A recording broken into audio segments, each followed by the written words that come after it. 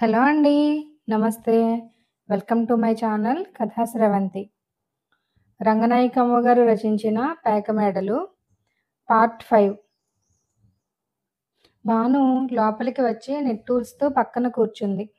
ఏమిటో అన్నయ్య, ఈ మనుషుల్ని, ఈ జీవితాల్ని చూస్తుంటే ఎంత నిరాశగా ఉందో అంటూ భాను బామ్మగారి కథ చెప్పుకొచ్చింది.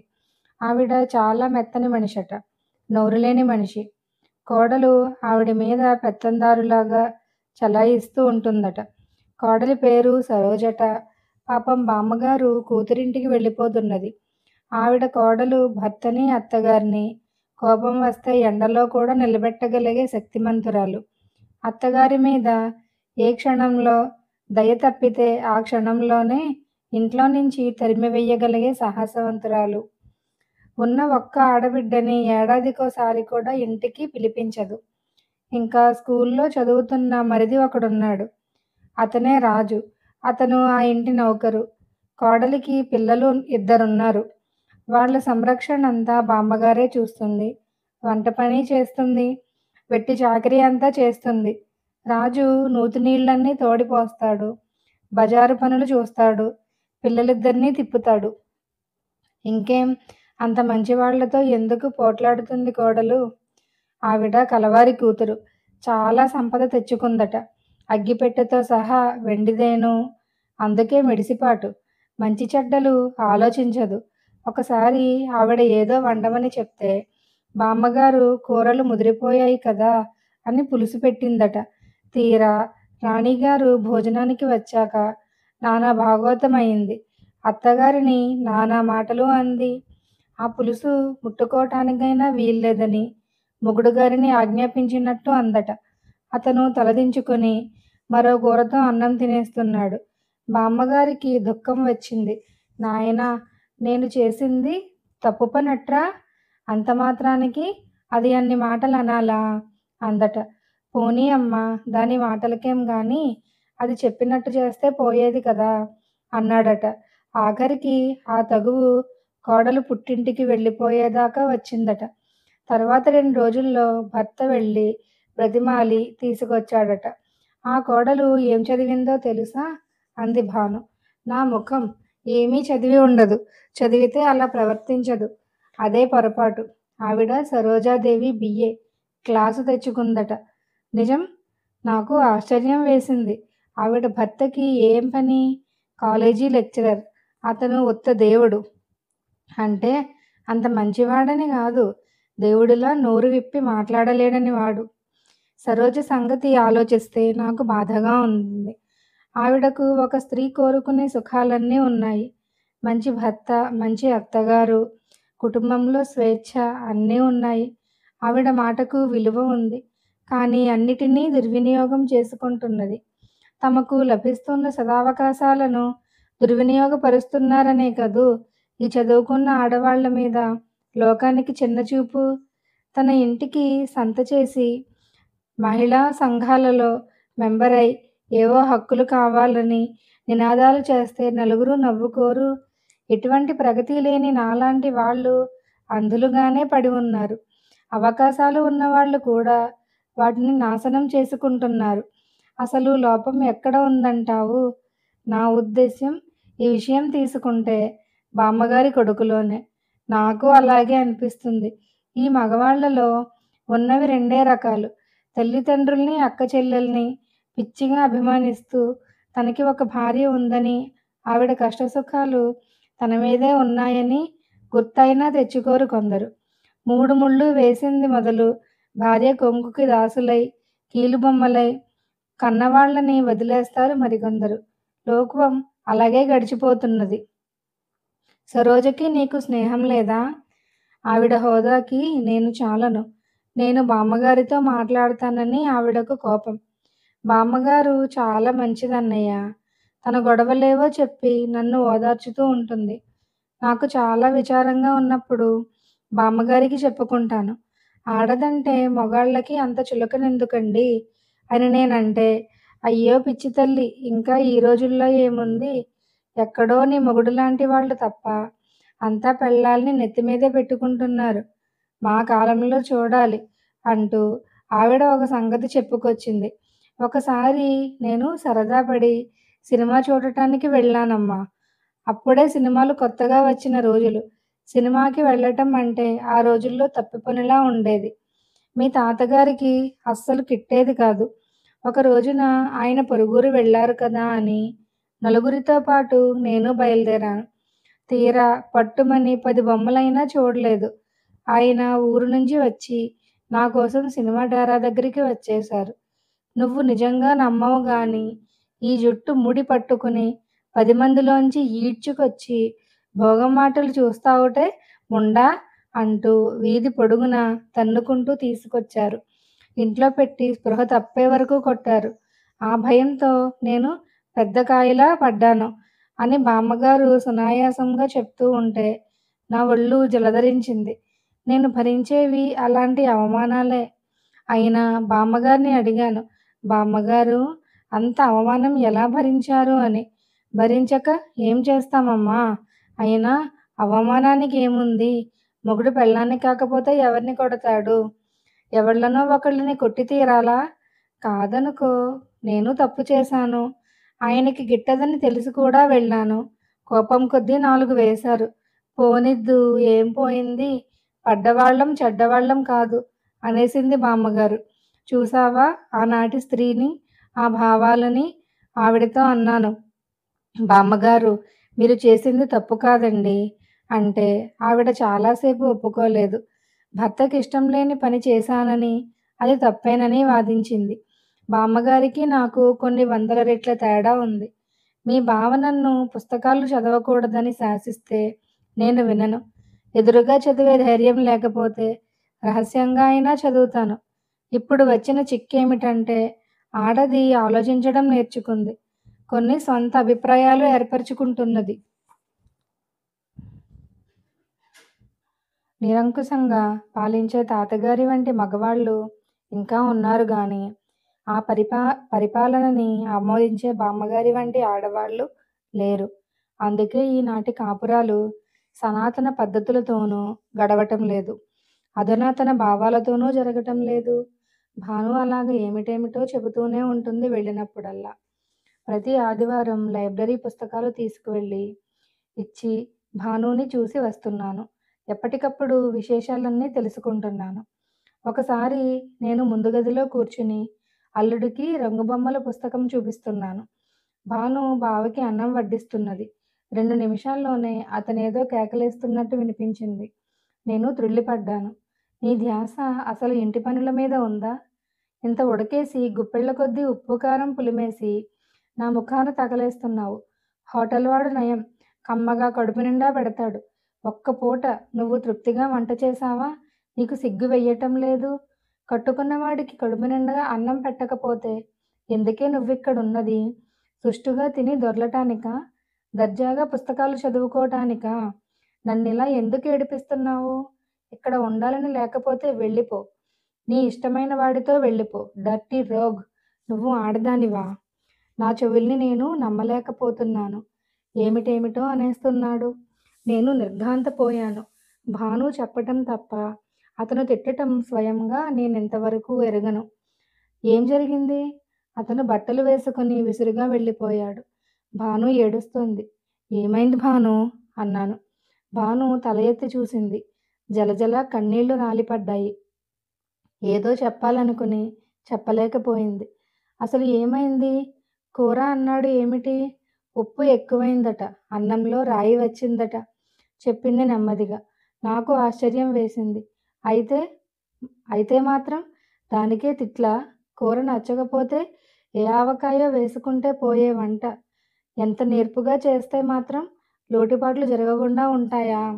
ప్రతి చిన్న విషయానికి మనసుని బాధించే మాటలా? భాను ఏడుస్తూనే సిగ్గుపడుతూ చెప్పింది. అసలు సంగతి కూర కాదు, నారా కాదు. నువ్వు నాకు పుస్తకాలు తెచ్చిపెడుతున్నావని, నేను సుఖంగా చదువుకుంటున్నానని నేను ఆశ్చర్యపోయాను. ఆ తిట్లు నువ్వు విన్నావు కదా, అర్థం కాలేదా? అంది. అందుకేనా ఈ మధ్య నాతో సరిగ్గా మాట్లాడటం లేదు? నేను రావటం కూడా అతనికి నచ్చటం లేదేమో. అన్నయ్య, నేను కడుపు నిండా తిండి తినటం కూడా ఆయనకు నచ్చదు. సుష్టగా తిని హాయిగా నిద్రపోతున్నానని ఎన్నోసార్లు తిడుతూనే ఉంటారు. అయితే నన్ను తిండి, నిద్ర మానేయమంటావా? మనం చెయ్యకూడని పని చేస్తున్నామా? పుస్తకాలు చదువుకుంటూ కూర్చుంటే నాకు శాంతిగా ఉంటుంది. సరేలే నేను తెస్తుంటాను గానీ, నువ్వు కొంచెం రహస్యంగా ఉంచు. బావ కళ్ళపడనివ్వకు. అంతే. ఎంత దొంగ బ్రతుకు. ఇద్దరం దిగులుగా కూర్చున్నాం. భాను కొంచెం తేరుకుంది. కాసేపటికి భాను చటుక్కున జ్ఞాపకం వచ్చినట్టు, అయ్యో నీకు చెప్పలేదు. బామ్మగారి కూతురు చచ్చిపోయింది అంది. చచ్చిపోయిందా? అన్నాను ఆశ్చర్యపడి. అవును. బామ్మగారి ముఖం చూడలేకపోయాను. ఆవిడకు ఆ ఆధారం కూడా పోయింది. 10 రోజులైంది. ఏం జబ్బు చేసింది? జబ్బు కాదు. ఆవిడకి నెలలు నిండుతూ ఉంటే కడుపులో నొప్పి వస్తుందట. అలాగే బాధపడి 3 పిల్లల్ని కన్నది. మళ్ళీ గర్భం వస్తే చాలా ప్రమాదమవుతుందని డాక్టర్ చెప్పాడట. అయినా ఆ మహానుభావుడు ఆపరేషన్ చేయించుకోలేదు. పోయేవి తన ప్రాణాలు కావుగా! ఆవిడకు మళ్ళీ కడుపు వచ్చింది. చావు వచ్చింది. పోనీలే అతనికి కొత్త పెళ్ళాం వస్తుంది. ఛ! బొత్తిగా అలా మాట్లాడకు భాను. ఇంతలో ఇలా జరుగుతుందని అనుకుని ఉండడు. అదే అతని ప్రాణాలకు ముప్పు జరుగుతుందంటే అంత నిర్లక్ష్యం చేస్తాడా? అటువంటి మూర్ఖుడు చేస్తే చేస్తాడు కూడాను. చాలామంది చేతులు కాలిపోయాక ఆకులు పట్టుకుంటారు. చచ్చిపోతామని చెప్పినా సిగరెట్లు కాలుస్తూ ఉంటారు. తాగుతూ ఉంటారు. అయినా భార్య చచ్చిపోతుందని ఏమాత్రం జంకు ఉన్నా అంత నిర్లక్ష్యంగా ఉంటాడా? ఆలోచిస్తే అది నిజమే అనిపించింది. భార్యల ప్రాణాల్ని అతి తేలిగ్గా చూసే మగవాళ్ళు ఉన్నారులే. భర్తలకు విషం పెట్టి చంపిన భార్యలు ఉన్నారు. ఒక కథలో చదివాను. భర్త పేర ఇన్ష్యూర్ చేసి తరువాత అతన్ని చంపటానికి ప్రయత్నిస్తుంది. ఇటువంటి కేసులు చాలా అరుదనుకో. అయినా మనం నిర్ణయించలేం భాను. చెడ్డతనం మగాళ్ళకే కాదు, ఆడవాళ్ళకి ఉంటుంది. భర్త విషయంలో ఆడది తప్పు చేస్తే దాన్ని దుయ్యబడతారు. మగవాడికి ఆ శిక్ష ఉండదు. వాడు 10 మందిలో మహారాజులా తిరుగుతాడు. అబ్బా భాను, పోనీయి. ఒకటి చెప్తున్నాను విను. నువ్వు లోకాన్ని తీర్చిదిద్దలేవు. నీ సంసారాన్నే నువ్వు దిద్దుకోలేవు. తామరాకు మీద మిలమిలలాడే నీటి బొట్టు మనకో పాఠం చెబుతుంది. దేన్నీ పట్టించుకోకూడదు. ఇలా ఆలోచిస్తూ కూర్చుంటే సుఖం ఉండదు. అన్నీ సమస్యలే, అన్నీ ప్రశ్నలే. మనం చేయగలిగింది ఏమీ లేదు. మధ్య మన బుర్రలెందుకు పగలగొట్టుకోవాలి? లోకం ఎలా పోతుందో పోనీ. దానితో పాటే నువ్వు వెళ్ళు, నేను వస్తాను. అంతేగాని మన వెనుక లోకం రాదు. అలా ఏదో నాకు తోచినట్లు చెప్పాను ఆ రోజు. భాను అలాగే విని ఊరుకుంది. తర్వాత నేను వాళ్ళింటికి వెళ్ళడం కొంచెం తగ్గించాను. అతను నాతో మాట్లాడటం లేదు. చాలా ముభావంగా ఉండేవాడు. భాను ఉత్తరాలు రాసేది గాని, అందులో సంగతులేమీ ఉండేవి కావు. చాలా సంగతులు చెప్పదు కూడా. మొత్తానికి ఆ సంసారం కొంచెం కుదుట పడిందేమో అనిపించేది. భాను ఎప్పుడో పెన్నకి మంచి పాళీ వేయించమని ఇచ్చింది. చాలా రోజులు దాన్ని అలాగే పడేసి ఉంచాను. ఎప్పుడో గుర్తొచ్చి ఆ పని చేశాను. భానుకి ఖర్జూరం ఇష్టం. 2 వీసెలు కొన్నాను. ఓ 100 చామంతులు. సరే అల్లుడికి బిస్కెట్ల కట్నం ఉండనే ఉంది. అన్నీ సంచిలో సర్ది బయలుదేరాను. కొత్తగా కొన్న సైకిల్ మీద. వీధి తలుపులు దగ్గరికి వేసి ఉన్నాయి. నాకెందుకో గుండెలు కొట్టుకుంటున్నాయి. బావగారి గొంతు తారాస్థాయిలో వినిపిస్తున్నది. కేకలు వేస్తున్నాడు. అయినా నీకీ మధ్య గర్వం. నాకు తెలుసు. నీ మిడిసిపాటు నువ్వు. నీ ఇల్లు, సంసారం, మొగుడు. సైకిల్ స్టాండ్ వేసి వీధి అరుగు మీద నిలబడ్డాను. నీ అవసరాలు తీర్చేవాళ్ళు, నీకు కావలసినవి సప్లై చేసేవాళ్ళు వేరే ఉంటే, మొగుడనే వెధవని ఖాతరు చెయ్యమని ఎక్కడ ఉంది? ముండా. త్రుళ్ళిపడ్డాను. ముండా అన్నాడా? నిజంగా విన్నానా? ఎంత మోటుగా తిడుతున్నాడు.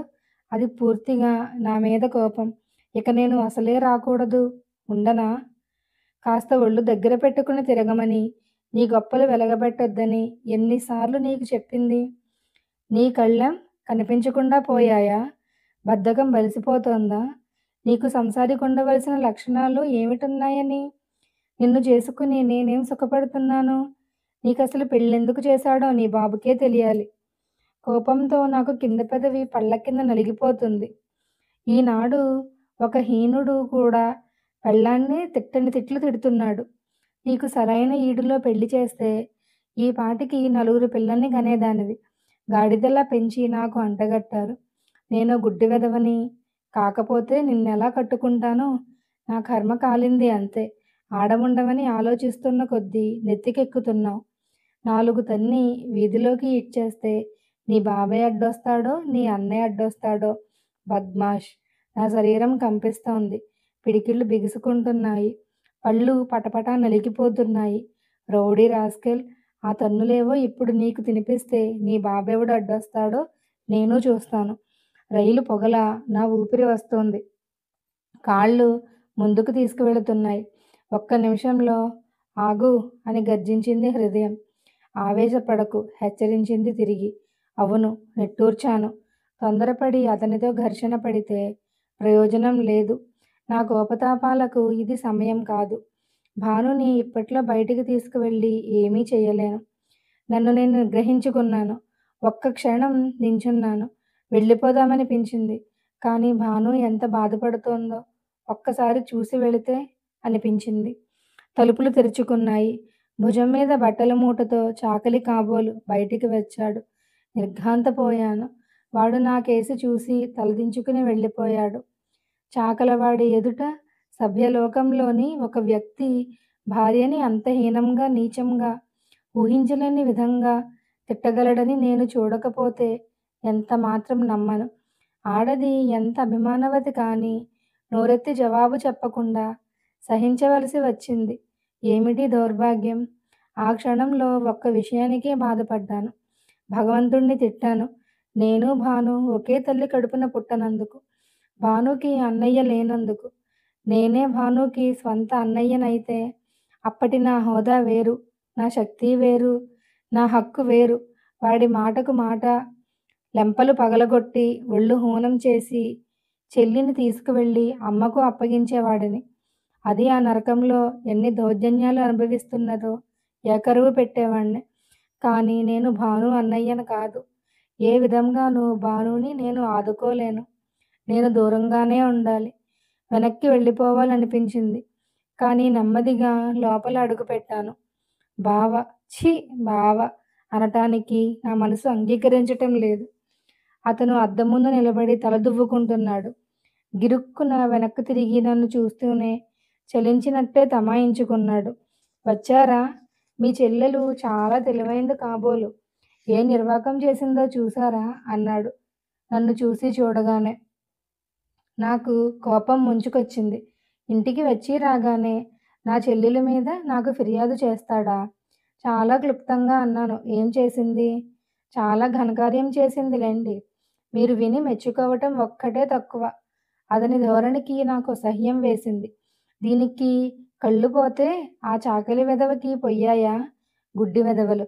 నిన్న సాయంత్రమేనండి పార్టీకి వేసుకున్నాను సరికొత్త ప్యాంటు. రాగానే విప్పి స్టాండ్ మీద పడేశాను. మధ్యాహ్నం నిద్రలేచి చూసేసరికి మాసిన బట్టలతో పాటు అది మూట కట్టేస్తున్నాడు వాడు. ఎదురుగా నిలబడి చోద్యం చూస్తున్నది ఈవిడ. మల్లెపువ్వులా తెల్లగా మడత నలగని కొత్త ప్యాంటు. కళ్ళకి కనిపించలేదు. నేను విస్తుపోయాను. ఇదా సంగతి? ఏమిటి మనిషి? ఇంత చిన్న విషయానికి ఏమన్నా పిచ్చా? ఏం రావుగారు మాట్లాడరేం? ఎందుకు మాట్లాడను?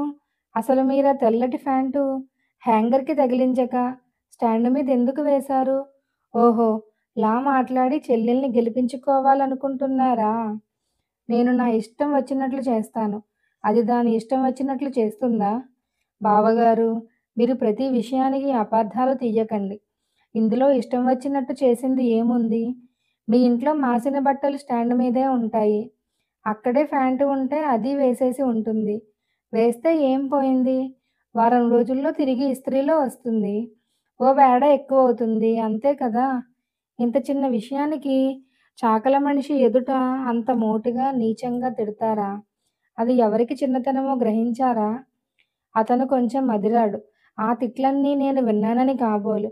ఆ ప్యాంటు ఇప్పుడు వేసుకుని వెళ్ళాలనుకున్నాను. అది నిన్నే తీశానని మీ చెల్లెలికి కూడా తెలుసు. కావచ్చు. మందలించడంలో కూడా అందం ఉండాలి. ఓహో! మీరు తిడితే సున్నితంగా, నైస్‌గా ఉంటుంది కాబోలు. తిట్లు ఎప్పుడూ నైస్‌గా ఉండవు. కానీ ఎదుటివారి అభిమానం దెబ్బతినేలా ఉండకూడదు బావగారు. మీరు నోటికొచ్చినట్లు తిడుతూ ఉంటే భాను ఎంత బాధపడుతుందో ఆలోచించారా? అవసరం లేదు. మీరంతటి అభిమానధనులైతే మీ చెల్లాయికి పెళ్లి పెటాకులు లేకుండా పుట్టింట్లోనే అట్టే పెట్టుకోవాల్సింది. అంటే మీ ఉద్దేశం పెళ్లి చేసుకున్న ఆడది తిట్లు తింటూ ఉండవలసిందేనా? ఆడవాళ్ళకి వ్యక్తిత్వం ఉండదా? అతను నవ్వటం ప్రారంభించాడు. హ్మ్. వ్యక్తిత్వం. కడుపు కూటికి మొగుడు మీద ఆధారపడి బ్రతికే దానికి వ్యక్తిత్వం, స్వతంత్రం. నేను తెల్లబోయాను. నేను మ్రాన్పడిపోయాను. అతను చెప్పుకుపోతున్నాడు. ఆడదాన్ని పోషించవలసింది మగవాడు. మగవాణ్ణి ఆడది పోషిస్తుందేమో చెప్పండి. ప్రకృతే ఆడదాన్ని అణిచిపెట్టిందే. ఇక ఎవరిచ్చే స్వాతంత్ర్యం ఏమిటి? సరే, మీరే మాత్రం పెళ్ళాన్ని మందలించకుండా ఆవిడ వ్యక్తిత్వాలు నిలబెడతారో నేను చూడకపోతానా? ఆశ్చర్యంతో నేను అలాగే నిలబడ్డాను. భాను వంటి అభ్యుదయ భావాలు గల మనిషికి ఇటువంటి సనాతన పురుషుడికి జతపడింది. ఎంత విచిత్రం! భాను సున్నిత హృదయం ఈ కర్కసత్వానికి విరిగి ముక్కచెక్కలైపోతున్నది. పరిష్కారం లేని దారుణం. అతనితో ఇంకా ఏదో వాదించాలని, ఏదో ఒప్పించాలని ఆవేశం పొంగులెత్తింది గాని, ఆ మూర్ఖుడిని మార్చగలిగేటంతటి శక్తి నాలో లేదు. మూర్ఖుడు ఒక్కడే మూర్ఖుడు కాడు. వాడితో వాదించే వాళ్ళంతా మూర్ఖులే. అతను వెళ్ళిపోయాడు బయటికి. నేను లోపలికి నడిచాను. వంటగదిలో గడపలో కూర్చుని ఉంది భాను. నిశ్శబ్దంగా దగ్గర కూర్చున్నాను. తల ఎత్తి చూసింది. కళ్ళు ఎర్రగా ఉబ్బి ఉన్నాయి. చటుక్కున ముఖానికి చేతులు అడ్డం పెట్టుకుంది. నా కళ్ళలో నీళ్లు తిరిగాయి. ఏడవవద్దని ఎప్పటిలా ఓదార్చలేకపోయాను. శాంతం వహించమని నీతులు చెప్పలేకపోయాను. నీ సంసారం మారుతుందని జోస్యం చదవలేకపోయాను. మౌనంగా కూర్చున్నాను. ఉన్నట్టుండి నువ్వు మరీ నోరు మూసుకుంటావేం భాను? ఆ మాత్రం జవాబు చెప్పలేకపోయావా? మోటి మనుషులతో సున్నితంగా ప్రవర్తించి ప్రయోజనం లేదు అన్నాను. భాను కళ్ళు తుడుచుకుంది. చాకలి ఎదుట తన్నులు కూడా తినమంటావా? అంది. నిజమే. అతని వీరత్వానికి భార్య ఎదురు జవాబు చెప్తే ఆ మనిషి ఎంత నైత్యానికైనా దిగిపోతాడు. నేను జవాబులు చెప్తే ఈ స్థితిలో కూడా ఉండగలిగేదాన్ని కాదు అంది. కానీ భాను చిన్న చిన్న విషయాలకు ఎందుకంత మూర్ఖంగా ప్రవర్తిస్తాడు? అన్నాను కొంతసేపయ్యాక. భాను కొంతసేపు మాట్లాడలేదు. నిన్న సాయంత్రం ఆయన పెన్ను పార్టీలో పోయిందట. ఏ స్నేహితుడో తీసేసి ఉంటాడు. రూ. 50 పెన్ను. అది పోయిందా? నిజం. నువ్వు పెళ్ళిలో ప్రెజెంట్ చేసిందే పోయింది. పొద్దున్న ఆఫీస్‌కి వెళ్ళే ముందు నా పెన్ను అడిగితే, పాళీ వేయించటానికి నీకిచ్చిన సంగతి చెప్పాను. దాన్ని గురించి వచ్చింది తగువు. నిన్ను నన్ను ఇష్టం వచ్చినట్లు తిట్టారు. నాకు అద్దె అన్నగారొకడు దొరికాడట. వాణ్ణి చూసుకొని మురిసిపోతూ మొగుణ్ణి లెక్క చెయ్యకుండా తిరుగుతున్నానట. నీ పెన్ను మాట నాకెందుకు చెప్పలేదు? పాళీ నేను వేయించనా? నాకన్నా నీకు వాడెక్కువా? వాడే నిన్ను పోషిస్తాడా? ఇది ధోరణి. చూడు, నేను పెన్ను మాట తనకు చెప్పలేదని నా మీద నేరం. నేను ఏది అడిగినా తను వినిపించుకుంటేనా? లైబ్రరీ పుస్తకాలు తెచ్చిపెట్టమన్నాను. వినలేదు. రంగుదారాలు తెచ్చిపెట్టమంటే వినలేదు. ఉత్తరాలు రాసుకోటానికి కార్డు ముక్కలైనా ఇంట్లో లేవంటే చెవిన పెట్టలేదు. నేనేది అడిగినా జరగదు. ఏ నమ్మకంతో పెన్ను సంగతి చెప్తాను? ఆ మాటే అన్నాను. మీరు చెయ్యరని తెలిసినప్పుడు మా అన్నయ్యకిస్తే తప్పేమిటి అన్నాను. నోర్ముయ్ రాస్కెల్. నాకు వీలుంటే చేస్తాను, లేకపోతే లేదు. నువ్వు పౌరుషం వెలగబెడతావా? నీకు సలాంలు కొడుతూ చెప్పిందల్లా చెయ్యటానికి నువ్వేం మహారాణివా? అని కేకలు చూశావా? నేను మహారాణినెలా అవుతాను? నువ్వు మహారాజువైతే నేను మహారాణినయ్యేదాన్ని. అనవలసింది భాను అన్నాను నేను కోపంగా. నాకు ఏమీ మాట్లాడటానికి ఇష్టం లేక తల దించుకుని ఊరుకున్నాను. ఏ తగువ పెట్టినా నువ్వు ఆడదానివని గుర్తుపెట్టుకో. నేను మగవాడిని. నేను నీకు మొగుణ్ణి కాని నౌకర్ని కాను అనవలసిందే.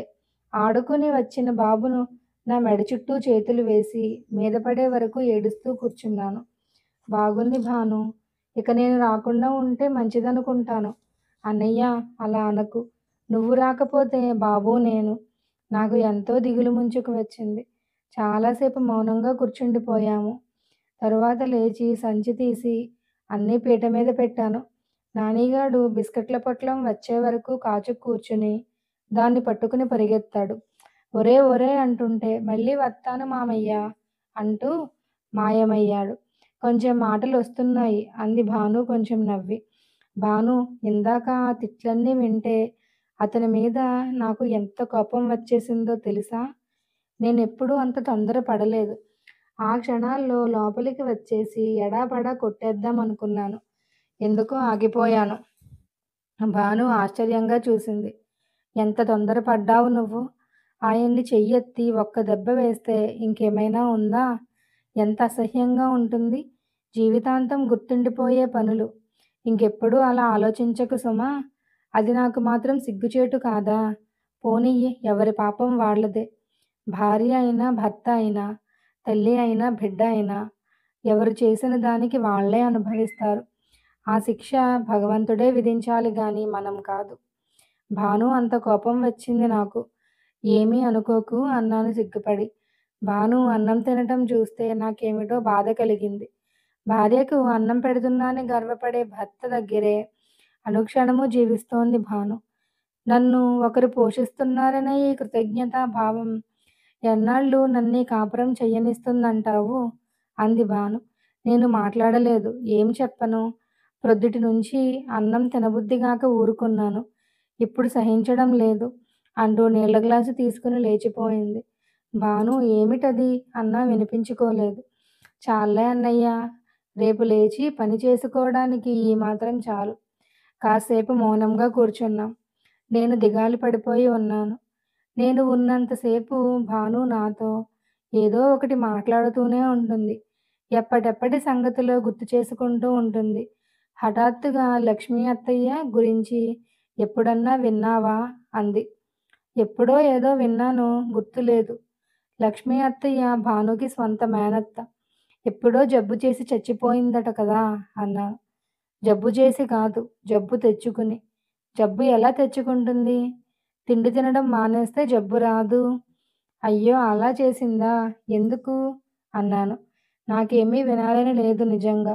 ఎవరి కథ వినాలన్నా ఎన్నెన్నో కష్టాలు వినాలి. వినడం తప్ప ఏం చెయ్యగలను? నా మనసంతా భాను అనుభవిస్తున్న బ్రతుకు మీదే ఉంది.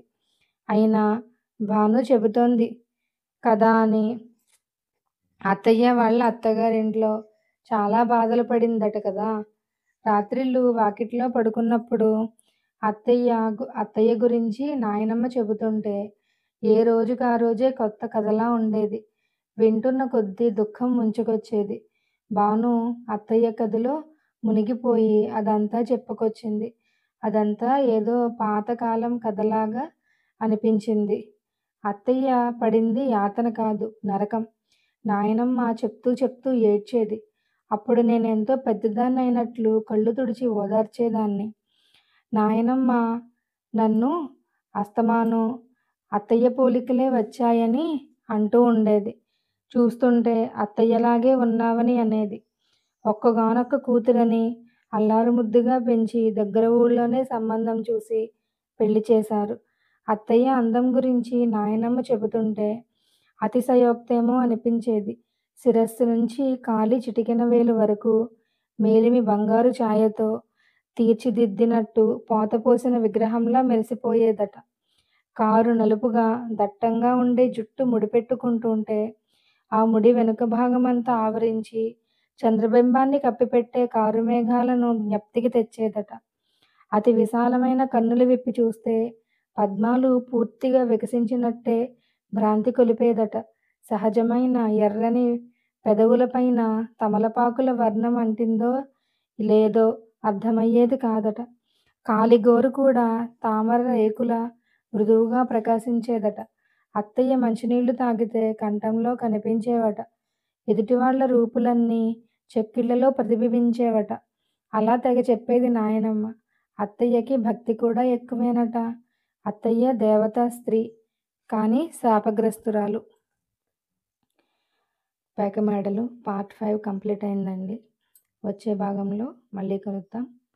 Please like, share and subscribe my channel. Thank you so much friends.